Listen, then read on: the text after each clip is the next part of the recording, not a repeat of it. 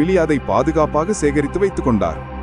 Emily மீதான காதலில் சுபாஷ் சந்திர போஸ் தன்னை முழுவதுமாக இழந்துவிட்டார். இது குறித்து சுகித்தியுடன் பேசிய போஸின் நெருங்கிய நண்பரும் அரசியல் கூட்டாளியுமான ஏசிஎன் நம்பியார், சுபாஷ் ஒரு யோசனையுடன் இருந்தவர். இந்தியாவின் சுதந்திரத்தை பெறுவதில் மட்டுமே அவரது கவனம் இருந்தது. போஸின் அந்த எண்ணத்தில் இருந்து திசை திரும்புவதற்கு ஒரே ஒரு வாய்ப்பு அவர் எமிலியை நேசிக்கும் போதுதான் ஏற்பட்டது. அவர் எமிலியை மிகவும் விரும்பினார். அதற்கடுத்த முறை சந்திக்கும் போது போஸும் எமிலியும் திருமணம் செய்து கொண்டனர்.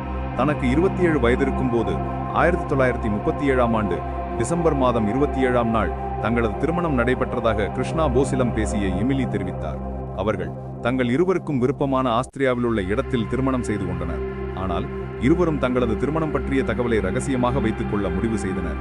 எமிலி தங்களது திருமணத்தை தவிர வேறெந்த தகவலையும் கிருஷ்ணாவிடம் பகிர்ந்து கொள்ளவில்லை. தனது அரசியல் வாழ்க்கையில் எவ்வித தாக்கத்தையும் சந்திக்க விரும்பாத காரணத்தினால் போஸ் தனது திருமண வாழ்க்கையை மறைந்திருக்கலாம் என்று முகர்ஜி நினைக்கிறார்.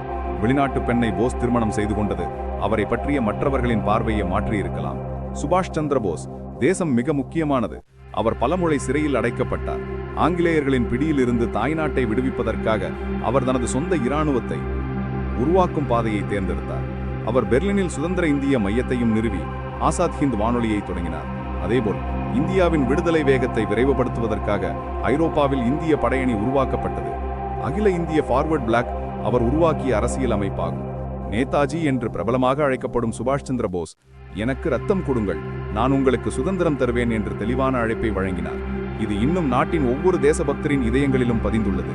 தேசத்திற்கான நமது அர்ப்பணிப்பு, கடமை மற்றும் பொறுப்பு ஆகியவற்றை நமக்கு நினைவூட்டுகிறது.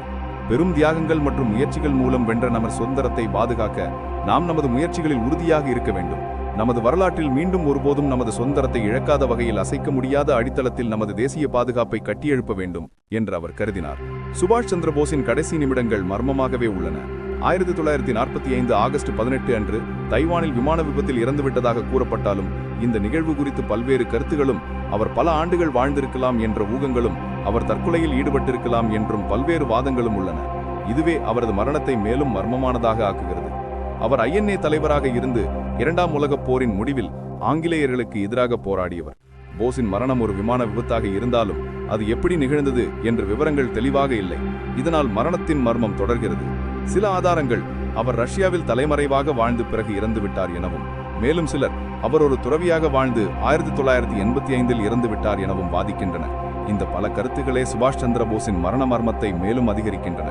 அவர் விமான விபத்தில் இறந்துவிட்டதாக அதிகாரப்பூர்வ அறிவிப்பு வந்தாலும் 60 வருடங்களுக்கு பிறகும் இந்த மரணம் மர்மமாகவே இருக்கிறது. அவர் தப்பித்திருக்கலாம். அதற்கான சாத்தியக்கூறுகளும் சான்றுகளும் பல இருக்கின்றன.